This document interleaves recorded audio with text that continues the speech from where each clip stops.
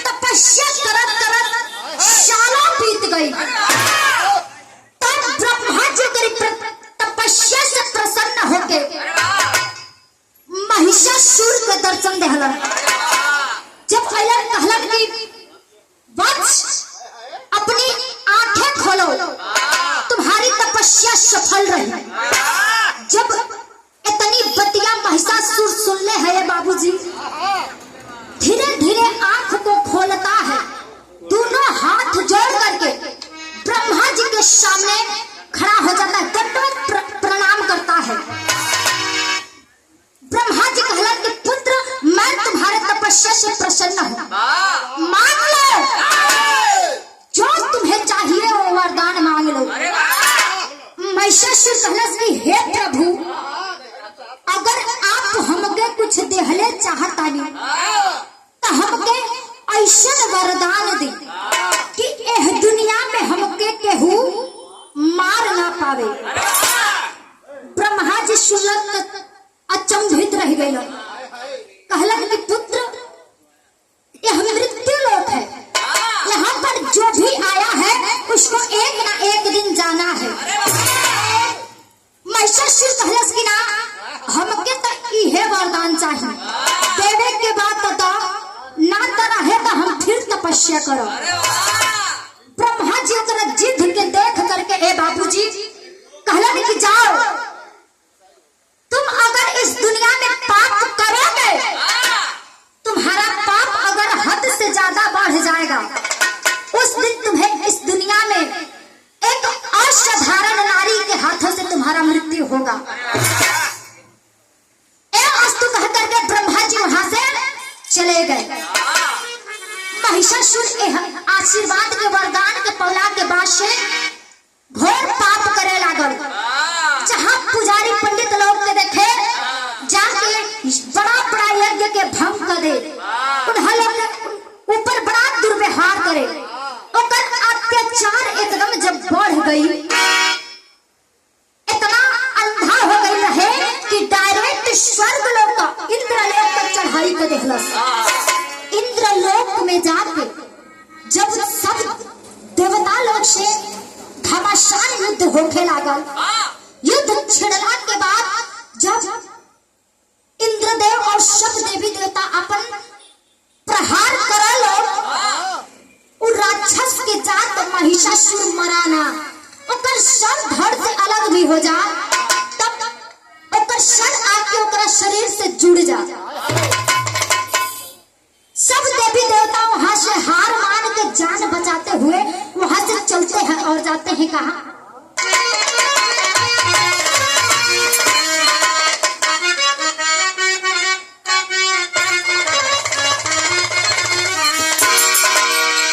विजयी विजय महिषासुर बलवानवा,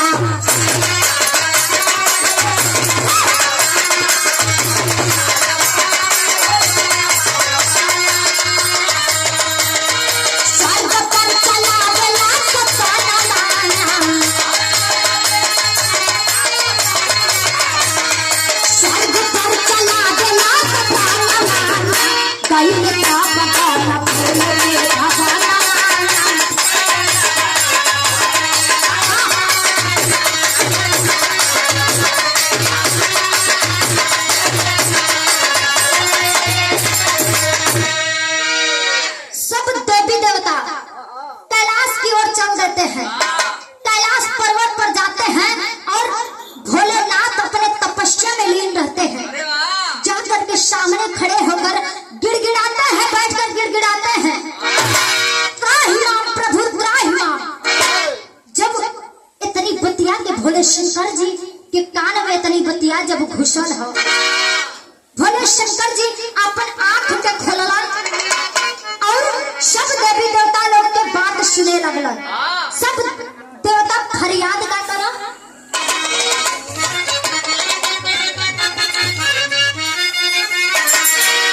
बनल फरियाद चाही हमन के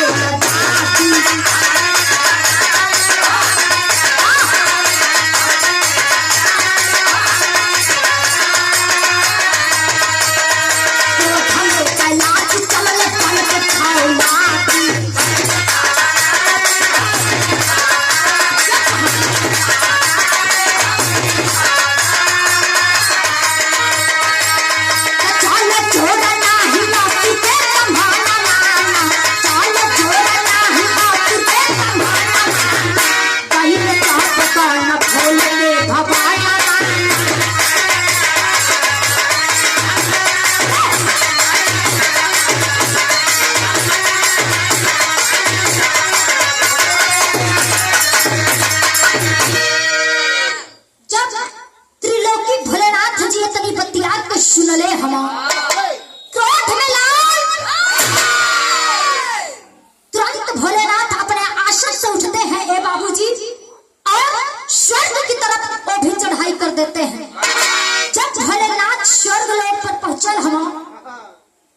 महिषासुर इंद्र देव के गद्दी पर बैठ के हंसे लागल।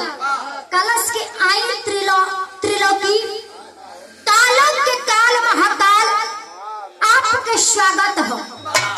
शंकर भगवान जी इतनी बतिया के सुन के दोनों जाने में भीषण युद्ध छिड़ गई। जब दोनों जाने में भीषण युद्ध छिड़ गई, भोलेनाथ अपने त्रिशूल से बार बार प्रहार करते हैं। महिषासुर के शरीर अनेकों टुकड़ा में बट जाए, लेकिन फिर दोबारा जुट जा और महिषासुर फटाका मार के हंसे लागे। कहलस की बस इतने तो हर पावर हो।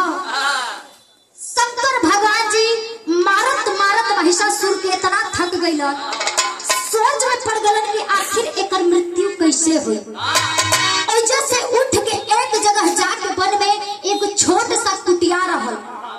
वही जब भोलेनाथ बैठल हो, इधर नारद जी भैया नारायण नारायण नारायण करत पहुंचल हो। जाके कहलन हे कालो के काल महाकाल, आखिर कौन विपत पड़ गई तोहरा ऊपर जे तू आज मुंह लटका के बैठल हवा।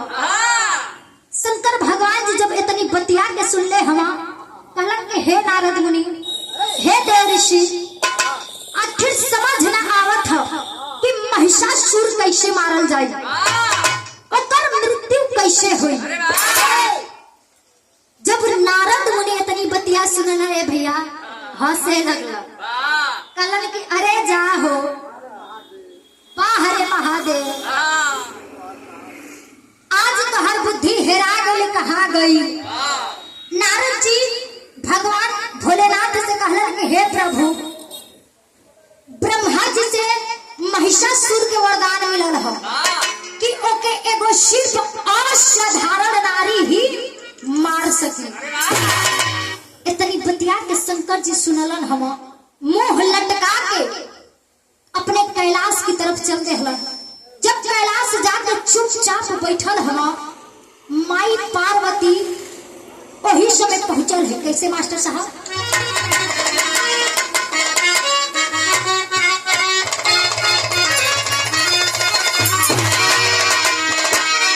अरे सोचसी बतानी बालकानी कैसे हारी,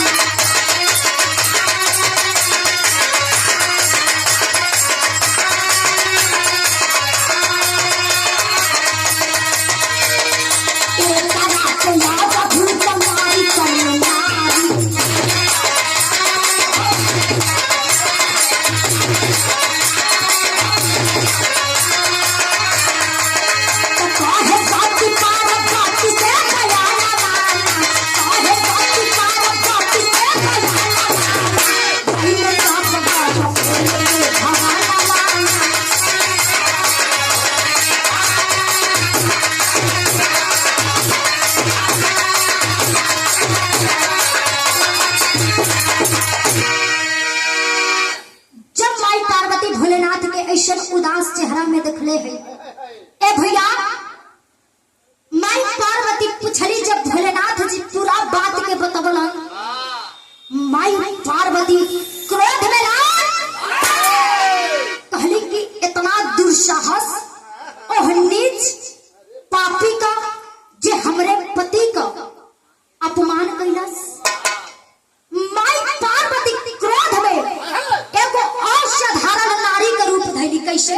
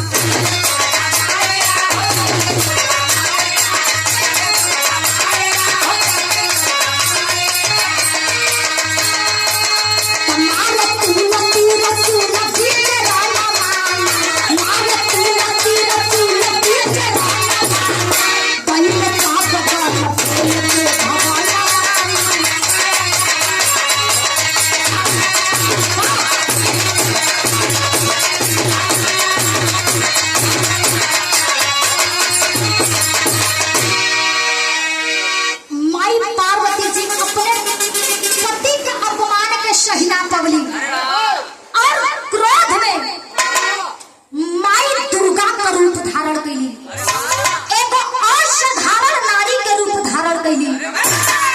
जमुना में उनका 8 गो हाथ रहल, शेर का सवारी रहल, हर हाथ में अनेकों त्रिशूल रहल, शंख रहे, चक्र रहे, तमाम शस्त्र रहल।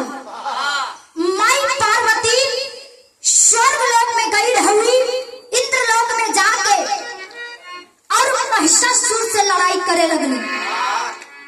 9 दिन तक युद्ध चला। जमुना में माई दुर्गा हर एक दिन अलग अलग रूप में महिषासुर से युद्ध कैले रहली। आखिर महिषासुर 10वां दिने मारल गई। कैसे मास्टर साहब?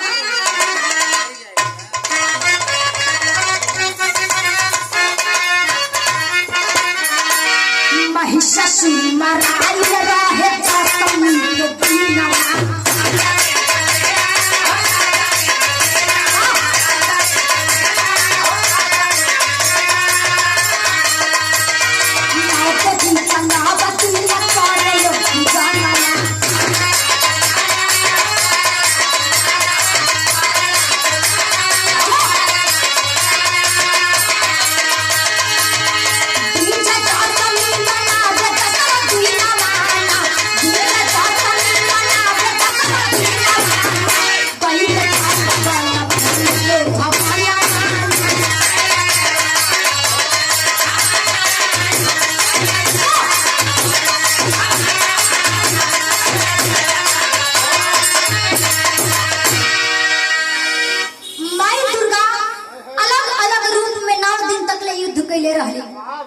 जब हर रूप के लोग नवरात्र में 9 दिन पूजेला।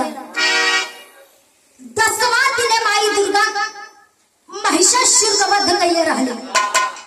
उ पापी मारल गई। यही से ढेर पाप ना करे के चाहिए। आप लोग ध्यान दीजिए, 22 तारीख से नवरात्र का पहरा शुरू हो जाए।